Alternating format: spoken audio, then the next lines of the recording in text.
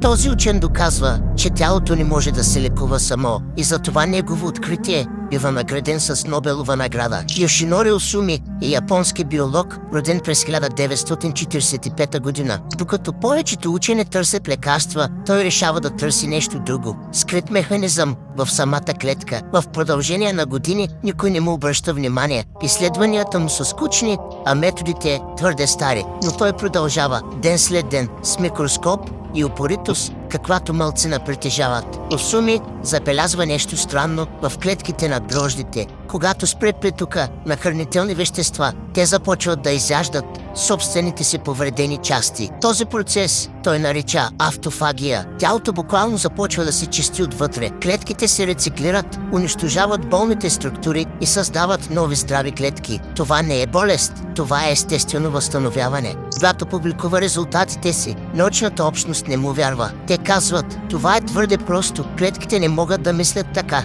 Но след години изследвания се потвърждава всичко. Автофагията се активира по време на глад. Тя не е само почистване на организма, но и може да спре болести като рак, Алцхаймер и диабет. През 2016 година Осуми получава Нобелова награда по физиология и медицина за откритието, че човешкото тяло притежава собствен механизъм за самолечение. Той доказва нещо, което повечето от нас сме забравили. Нашето тяло не е враг. Той е гениална машина, създадена да възстановява, ако й дадем шанс. Но вместо това, ние го задръстваме с храна, химия и стрес. Не му даваме време да се излекува. Гладът, от който се страхуваме, може би е най-естественото лекарство, което човечеството притежава. Така един човек в тиха лаборатория, която се намира в Япония, доказва, че лекарството, което търсим цял живот, всъщност винаги е било вътре в нас.